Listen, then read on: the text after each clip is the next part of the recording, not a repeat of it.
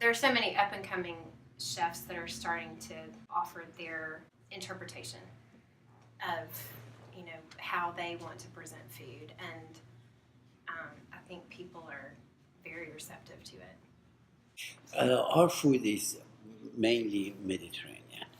If people paid more attention to all the good things in different cultures, which food is food, art, music, they all are part of it. Gallery uh, ties into that, trying to have good food, good music, and good ambience. That that hasn't changed. The city of Birmingham came up with this thing. It's called Urban Food Project, and they strictly marry restaurants to local farmers. It's organic. There are no chemicals involved, and they taste good and it's local. It's most important to eat healthy, and so that's why I do love the chocolate that I use, because it is a very high quality chocolate, so it is better for you. I think the most important aspect of being in the food business is providing a quality product, using quality ingredients. People are very aware these days of health,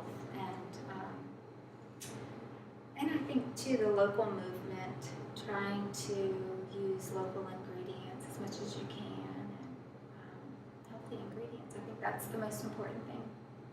This year is going to be 15 years of Cantina in this location of Pepper Place. Pepper Place, they have a farmer's market. Saturdays is a beautiful day. It brings a lot of business. At some point, we developed in Birmingham a foodie trend.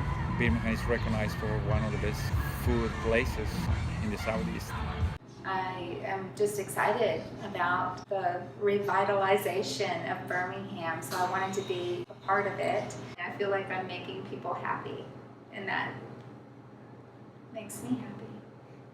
The good thing about Birmingham is it's going through this kind of period of creativity and commercial development, and people are going off and learning about food, and then they're coming back here and actually opening restaurants, a place to go for food for the general public. That's like less than 200 years old is like a phenomenon. Like the Industrial Revolution happened in all aspects, and it hit the food world, and everybody like mass-produced stuff.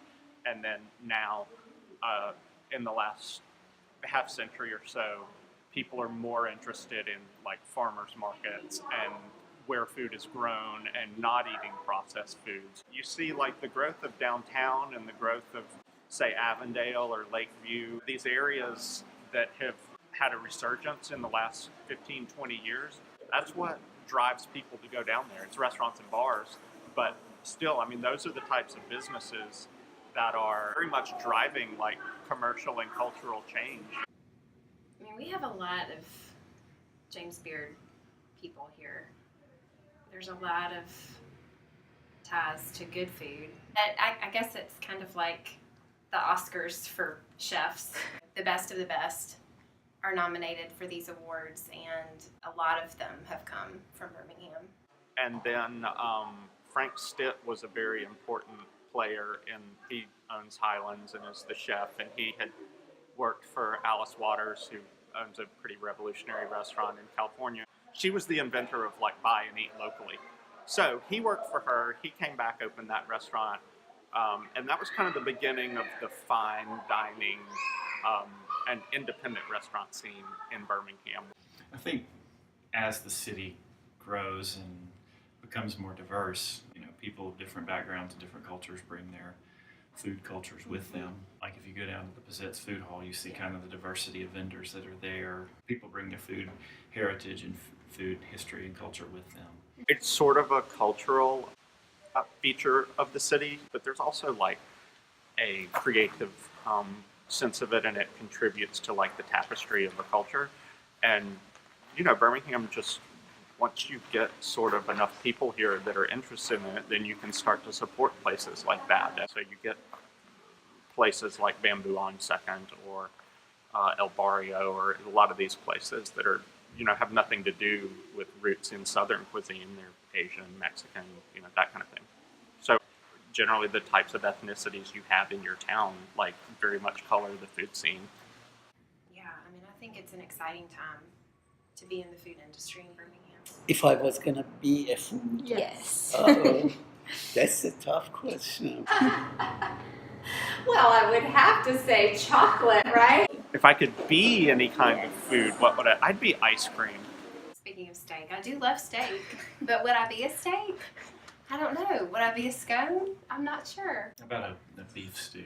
It's hearty and thick and strong and has a variety of tastes and flavors and Warm. warm, inviting. Just like me. Just like you.